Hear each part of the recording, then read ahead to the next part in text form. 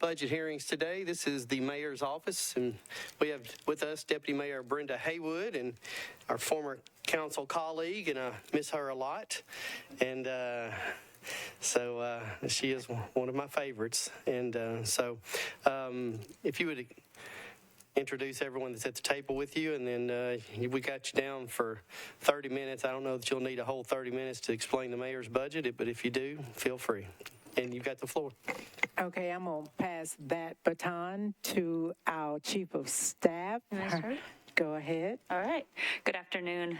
Thank you for the opportunity to be here. I'm Jennifer Rasmussen-Sagan, Chief of Staff for Mayor John Cooper, and with me today is Deputy Mayor Haywood and Director of Economic Growth and Small Business Development, LaTanya Channel. In addition to us, we're joined by additional members of the mayor's staff to answer any questions. And at this time, I'll jump it back to you, Deputy Mayor.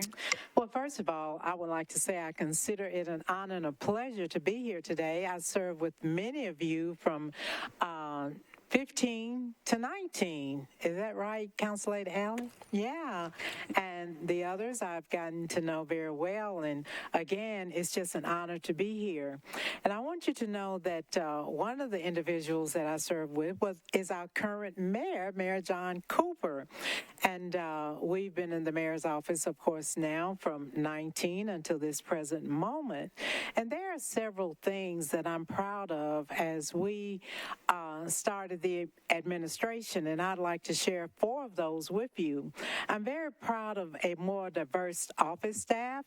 I'm very proud of the fact that we have an enhanced focus on community engagement, on neighborhoods, and on community safety. And of course, we have Ms. Channel, and I'm very proud of that.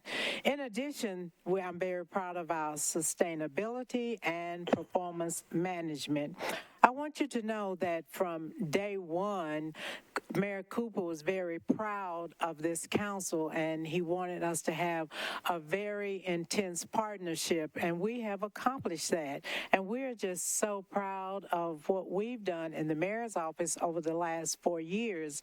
And I can remember on the first day, one of the things that he said that he wanted us to accomplish, he says, I want to leave this city, wherever it is right now, I want us to leave the city in a better place.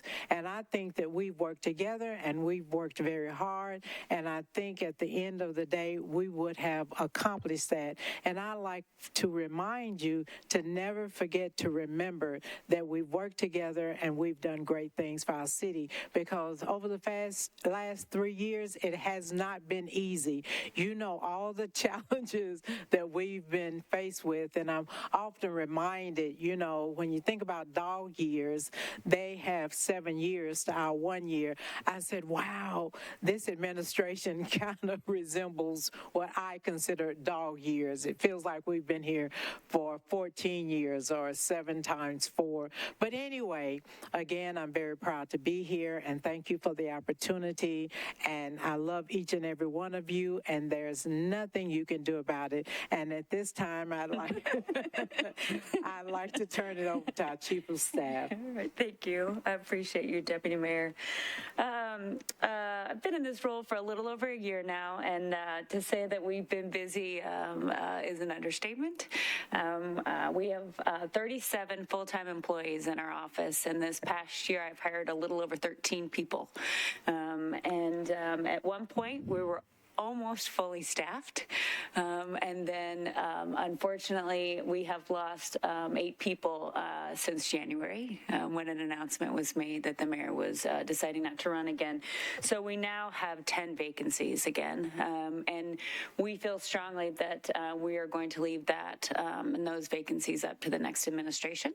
And so we do have those vacancies still in our office. I do anticipate that we will have some contract work. We have been able to hire 1 staff member back to help us, and I'm very grateful for that. But I'm very proud of the staff that we have been able to hire, and I'm very proud of the work that we've done.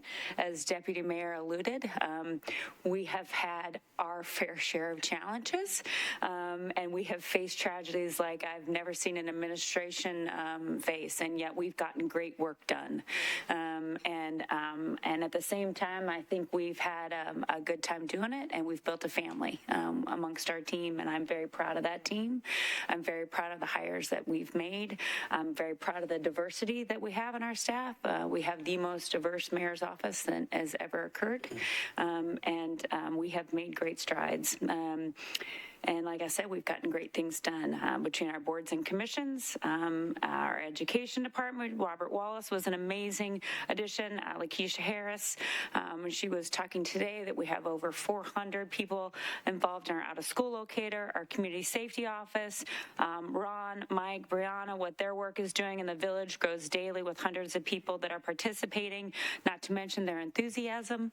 Our comms team grew last year. TJ, Jenny, Jess, Brandon, who was an amazing part, who has departed on to better things in Houston.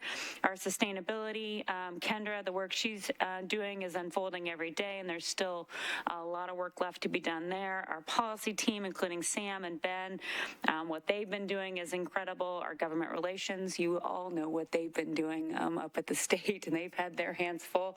Or we have one hand left, right, Mike? So my dad always said, hire the right people and get out of their way, and that's exactly what I've done. And so like I said, we've had great success, and I'm very excited about it. When the mayor and I started talking about what we wanted in a new economic development director last year, we talked a lot about what was needed. And we talked a lot about we really needed small business development in our communities. And it was a different focus than what we'd had in the past. And we were very fortunate to find the right person. I think she'll tell you I might have bugged her a lot for quite some time about coming and joining us in the mayor's office. And so we spent a long time focusing on what that was meant to be. And it was a little bit more than just an economic development director. It was a little bit more focus on economic growth and small business. And so we've spent that and that focus is been more intent on that small business aspect of it. And I would really like LaTanya to share a little bit what she's been doing and what her request is in the budget. So with that, I'll turn it over to LaTanya Jano. Thank you. Making sure everyone can hear me okay. I'm probably going to spend a little less time talking about small business today because fortunately for this council and also the COVID-19 committee, when I came on board, left me with pretty substantial resources available there, not just for the Small Business Loan Recovery Fund, which we just made some changes through the COVID-19 committee and this council to reach more borrowers, to hopefully approve some borrowers who may have been declined under that fund, to reach out to those who got a grant and couldn't get a loan because you had to pick either one, and now they could get both. So those changes are coming down the pike through that loan recovery fund, and those funds were through the COVID-19 committee. What I'm really going to talk to you about today, since we don't have a whole lot of time, and this is one of those passion things that came across my desk before I came to the office, I want to talk a little bit about the Financial Empowerment Center. Councilmember Withers was with me a couple weeks ago, I think it was, at their 10-year anniversary being here in Davidson County. There was a ribbon cutting for them, and it's one of those things I didn't know was on my desk when I took the job, and once I found out what it was, I went, let me back up. That it was on my desk because I knew what they did, because I worked very, very closely with them when I was with the Small Business Administration when the tornado hit, and making sure we got the information out to our residents for relief and recovery there. So I started asking some questions, and I said, so tell me a little bit about your budget. Tell me a little bit about your staff. Tell me a little bit about your counselors and the support that you have gotten over the last 10 years. And I found out that we had not increased their budget or added to their budget over 10 years. So what I'm coming before you today is an increase to bring them up to $500,000 a year as funded from the mayor's office. Currently, the funding level is at $276 that we provide with that partnership with the United Way.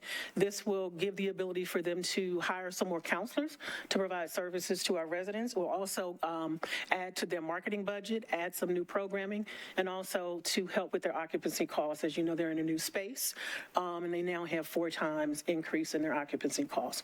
So that's my main request today. And if there's anything else, please let me know. And I guess I will add to this. I mean, the reality is the need is there. One-on-one counseling to our residents as we have more and more development in our city. More and more residents need this service. If you need some of the data, we have a great report showing who they reached over the last 10 years. And one thing that truly stuck out to me was that when you look at their referrals, only 1% came from employers. Most of them come from community-based organizations. So we have a lot of new employers, of course, moving to town. We have a lot of small businesses that are growing, that are adding more workers, and we need to get the word out that this is a service that's available again for that one-on-one assistance. So just asking for an increase there. Yes, ma'am? Thank you. Councilmember Allen, you're recognized. Thank you, Mr. Chair. I'm so appreciative of all 3 of you women up there, so thanks for all y'all are doing. And thank you for serving on the TASIF committee with me as we look at how we can use tax abatements to incentivize private entities to do public goods.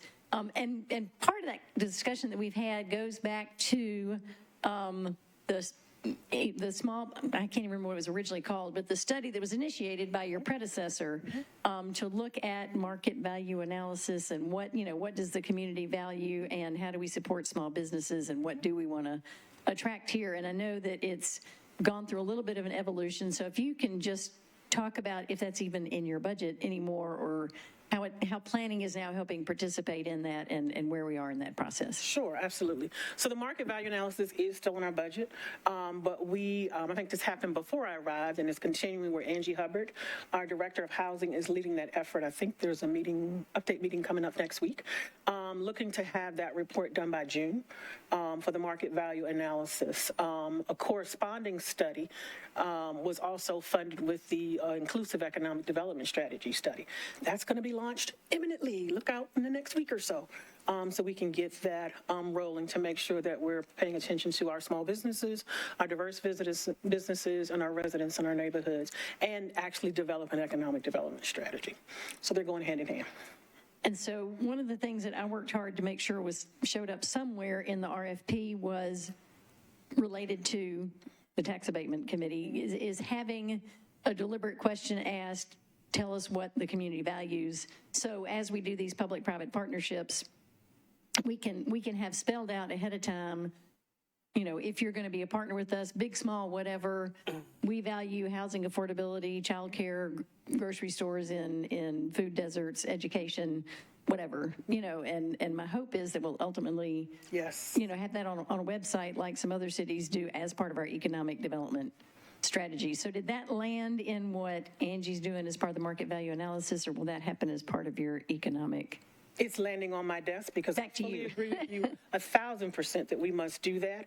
And I actually have one intern who is solely focusing on our industrial development and what our incentives are and what we want to get back from those who come before our IDB and come to our city for those tax abatements. So that is on my desk and that will be done. Great. Trust me. I support you Yes. wholeheartedly. Yes. What else you need to do that? Great. Thank you.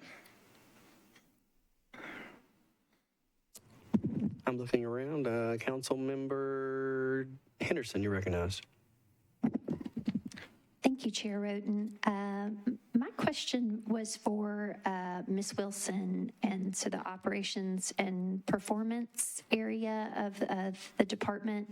I know that Mr. Aguarte has left us, and I think you had another colleague who was at the Neighbor to Neighbor convention, but it just sort of occurred to me, I know so much of the good work you are doing is very much kind of back of house at a granular level often, but I wonder if you could just speak to how many people are on your team, what does that look like, kind of where does that work live, I guess, from a just kind of understanding of this is how we reviewed this is how we implemented it, this is what's in progress, like kind of where does that work live in sort of a public facing way?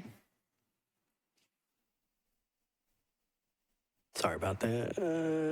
You're recognized. No, thank you. If you go into the mayor's website, you will see that there are metrics that are tracked by the Office of Performance Management. They have been primarily focused on operating metrics, standing up a system, which they did in the first 6 months of kind of coming into being, and tracking it and refining it since.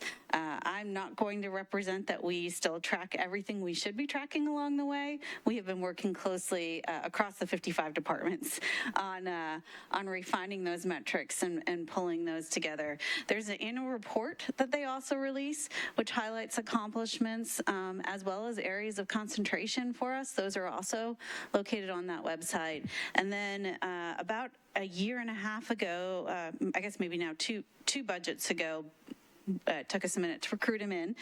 We added Steve Lopez to the team, who's been primarily focused on capital. So the neighborhood tracker tool that lays out all of the capital projects we have going on across the county, that was developed a result of his work, as well as he does quarterly reporting, working with both OMB and finance, as well as the departments on sort of on time, on budget on our capital projects. And so we also monitor those things at this point. This team is going through transition. Steve has stepped in as the interim director. I don't know if he's back there or not. Thought I saw, oh yeah, there's his hand. So feel free to say hi to Steve. But it is going through transition as we determine, thanks Chair, as we determine how we want to, or what the next mayor's emphasis on performance management will be. The last thing I will say is we've worked very closely with ITS on some capabilities here. I realize it hasn't probably popped out in all of the budget pages, but over the last couple of years, we have worked to make Tableau an enterprise level platform, and we have invested in staff over on the ITS side to help with data management and to help departments transition a lot of their capabilities over to Tableau. And we have several departments that are now using it very, very well, actually, to manage internally. My personal favorite is if you ask Water Services, Development Services, Tony Newmeyer, just about anything right now, he has a Tableau report that will tell you how fast things are moving through their process. I know you had some questions for, I believe, NDOT yesterday about this, or codes rather yesterday about this, but he can tell you pretty much, he can tell you which engineering firms perform the best working with us, which ones go through multiple plan reviews. We have some of those too. And he uses that data to sit down with them and work through how they can improve and move faster. I appreciate that. And I guess I felt like I lost the through line somewhat, kind of y'all's first pass at, like, these are going to be the performance metrics for these different departments. And I think y'all acknowledged they were somewhat sort of, cursory, like, in NDOT, how many potholes do we fill and whatever. And so would you say that the metrics that are presently like community facing do have kind of staff and director kind of sign off that those are the most important metrics for them? Right, because I mean, there's sort of community-facing metrics like, oh, this is a good one that we can share, but there's also then like just procedurally processed stuff, like to your point about the Tableau and kind of honing that.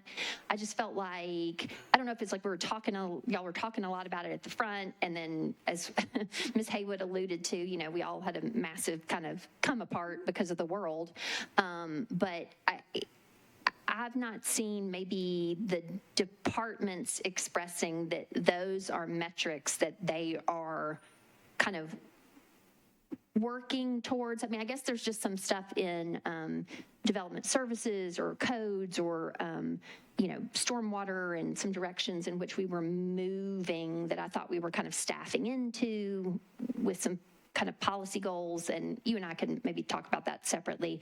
But could you, sure, with Mr. Aguarte's departure, like,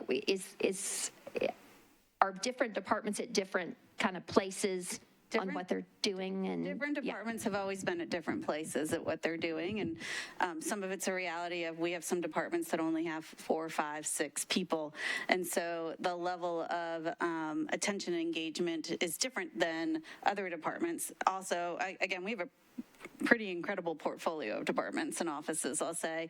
They're very different in terms of their missions, their goals, their objectives, their processes. So what they're measuring ultimately and how they're reporting it and how they're using it is different. And most departments at this point in time are reporting to us a much broader set of metrics than what we publish, because we're using those to keep an eye on what trends, what kind of performance things are occurring, and engaging to help them if and when is needed. We've also done a number of special projects where we have seen opportunities, particularly around management changes. We did a lot of work with the municipal auditorium, Diego did, and also around the farmers market. So we've been putting some focus on the enterprise funds because we've been working post-COVID to try to get them on track to ultimately become more economically self-sufficient as enterprise funds, for example. And so there's just a lot more that goes on internally than what we surface to the community. I think that was your question, and I'm happy to talk further about it, or again, Steve's back there, and I'll just defer to the chair on how much time he wants. Okay, thanks. Thank you, Councilmember Henderson. Thank you, Ms. Wilson. We got some other hands up. Was there another hand? Oh, sorry. Councilmember Cash, you're recognized. Thanks. I don't have major questions, but I just kind of want to understand. I'm flipping back and forth between the, like the page that shows all the FTEs, a long list of FTEs, and then the organizational structure. And I'm just kind of wondering, like there are twice as many things on the FTE. So I'm just kind of wondering what some of these boxes, I'm going to ask about a couple of them specifically, but just if it's a person or if it's like a person and a helper or kind of a larger number. Like with the Mayor's Office of Neighborhoods, is that one person or more than one person? Which page are you specifically? Are you looking at? I'm looking at 134 where the Are you looking at the flow chart? Are you? Yes. Okay. At a glance.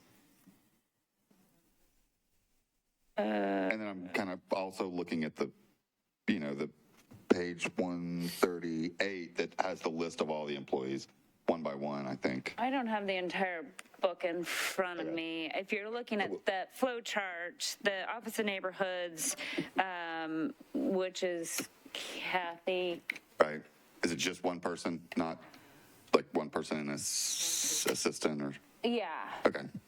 And kind of same with Hub Nashville. That's like what, like 4 or 5 people? Hub Nashville is run by Aaron Williams. So is she the only one on the mayor's? Correct. And then there are additional employees that are for Hub that are on a different. Correct. Okay. And I'm just curious about the difference between, like Hub Nashville is a very specific type of constituent response, and then there's a position that's constituent response that's under the community engagement side of the chart. So we have 2 people that do constituent services currently in our office, Scott Wallace and John Wood, that handle more constituent responses. So that's kind of more complicated than, hey, put this in as a request to Correct. fill in a pothole. It's more a larger issue. The Hub Nashville team handles more of the hub requests. This is more like walk-ins to the office that are looking more so one-on-one, or are sending emails indirectly to our office, or are requesting specific services, asking for help in particular manner, whatever that might be, more one-on-one constituent services that are outside of just, I need help with a pothole, a street, that kind of thing. Yeah, less. I mean, I know I've worked with Hub Nashville folks, and I know, and Aaron's great, and as are the others. Fantastic. And and it's not just plugging something into a computer. I mean, they could help us think through stuff. 100%. I appreciate that. I was just kind of wondering the difference, if it was more.